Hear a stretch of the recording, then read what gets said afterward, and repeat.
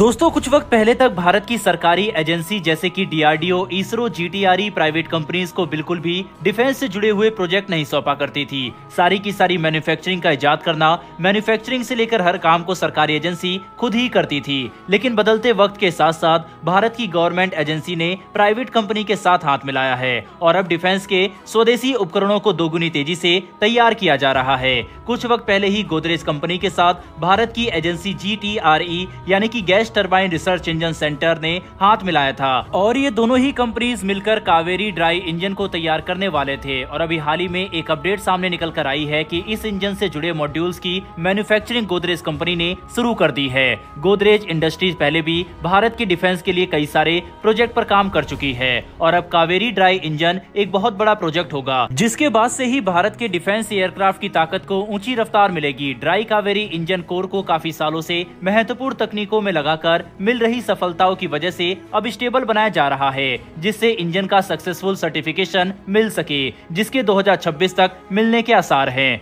Dry Kaveri engine 46 kilo Newton class का thrust generate कर सकता है, जिसका उपयोग इंडियन अनमैन्ड व्हीकल प्रोग्राम में किया जाएगा, जिसे शॉर्ट में IUSV के नाम से भी जाना जाता है। लेकिन हाल ही में आ रही खबरों की माने तो डीआरडीओ ने अपने आफ्टर बर्नर सेक्शन पर काम करना शुरू कर दिया है, जो IUSV प्रोग्राम के लिए नहीं है, लेकिन इसे एक डेरिवेटिव के लिए इस्तेमाल किया जा सकता है, जिसे ड्राई कावेरी इंजन प्रोग्राम के सर्टिफिकेशन के बाद मंजूरी मिल सकती है। और साथ ही साथ जब से गोदरेज ने यह बड़ी खुशखबरी सुनाई है कि ड्राई कावेरी इंजन की मैन्युफैक्चरिंग का काम शुरू हो चुका है, तो तभी से लोगों का इंतजार अब खत्म हो चुका है। इंजन की मैन्युफैक्चरिंग शुरू होने के बाद इसे सबसे पहले छोटे और कम पावर के एयरक्राफ्ट में लगाकर इस्तेमाल किया जाएगा। दरअसल जीटीआरई ने गोदरेज के साथ एक एग्रीमेंट साइन किया है, जिसके तहत 6 कावेरी इंजन में इस्तेमाल होने वाले 8 तरह के मॉड्यूल गोदरेज टेक्नोलॉजी ट्रांसफर के अंतर्गत गोदरेज कंपनी भारत में ही प्रोड्यूस करने वाली है। और इस एग्रीमेंट के बाद से ही गोदरेज कंपनी भारत की पहली ऐसी प्राइवेट कंपनी बनी है जो कि किसी इंजन को प्रोड्यूस करेगी।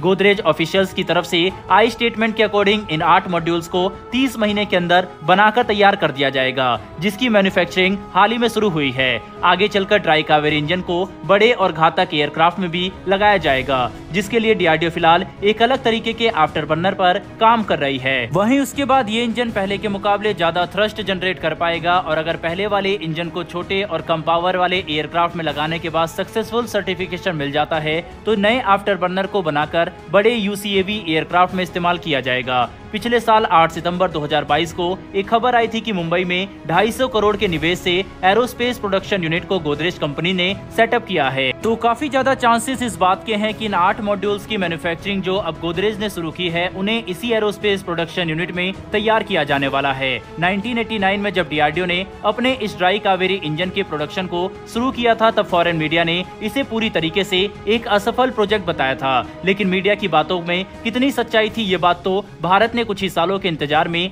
साफ कर दी। और अब खबर है कि कावेरी ड्राई इंजन्स को इंडिया के फ्यूचर प्रोग्राम में भी यूज किया जाएगा। इसी के साथ अब बढ़ते हैं हमारी आज की दूसरी बड़ी खबर की तरफ। हाल ही में हमारे देश के road transport and highway minister Nitin Gadkari ji के एक बयान ने देश के लोगों के बीच काफी ज्यादा हलचल पैदा कर दी है। उनका कहना है कि पूरे देश को जल्द ही एक धागे में पिरोया जाने वाला है। क्या है ये पूरी खबर, चलिए विस्तार से बताते हैं। भारत की नेशनल हाईवे अथॉरिटी देश की विभिन्न हिस्सों को जोड़ने के लिए नए हाईवे और एक्सप्रेसवे का निर्माण कर रहा है। इन हाईवे को कश्मीर को कन्याकुमारी से जोड़ने वाला नया हाईवे भारत का सबसे लंबा हाईवे होगा। इस हाईवे के बनने के बाद कश्मीर से कन्याकुमारी तक का सफर बेहद ही आसान होने वाला है। नितिन गडकरी के अंडर कंस्ट्रक्शन हाईवे को लेकर काफी जरूरी बातें कही है, जिसमें पहली यह है कि भारत के एक्सट्रीम नॉर्थ और एक्सट्रीम साउथ में न्यूली कंस्ट्रक्टेड हाईवे का उद्घाटन जल्द ही पूरे किए जाएंगे। और दूसरी जरूरी बात यह है कि कश्मीर से कन्याकुमारी सड़क हमारे लिए एक सपना था और ये सपना 2024 के शुरुआत तक सच हो जाएगा। वहीं पर उन्होंने तीसरी बड़ी बात ये कही है कि इस नई सड़क के निर्माण से दिल्ली और चेन्नई के बीच की दूरी भी बेहद कम हो जाएगी और परियोजनाओं के पूरे होने पर जम्मू कश्मीर में आने वाले पर्यटकों की संख्या भी 4 गुना बढ़ जाएगी। इस प्रोजेक्ट की टोटल कॉस्ट की बात करें तो इसमें 35,000 करोड़ रुपए की लागत आएगी और इसके लिए 3 कॉरिडोर तैयार होंगे। रोहतांग से लेकर लद्दाख तक के रास्ते में 4 सुरंग बनाई जाएगी। इन सुरंग के निर्माण से लद्दाख जैसे इलाके के दूर दराज के हिस्सों तक पहुँचने में आसानी होगी। इसकी एक खासियत ये भी रहेगी कि एक पेरेनियल सड़क होगी जो काफी भारी बर्फबारी में भी एक्सेसिबल रहेगी। बहरहाल दोस्तों, इस वीडियो में इतना ही, लेकिन भारत की बढ़ती इस ताकत के लिए कमेंट बॉक्स में जय हिंद जरूर लिखिएगा। साथ ही हमारी आने वाली डेली ऐसी वीडियो के लिए मेरी आपसे छोटी सी रिक्वेस्ट है कि चैनल को सब्सक्राइब करके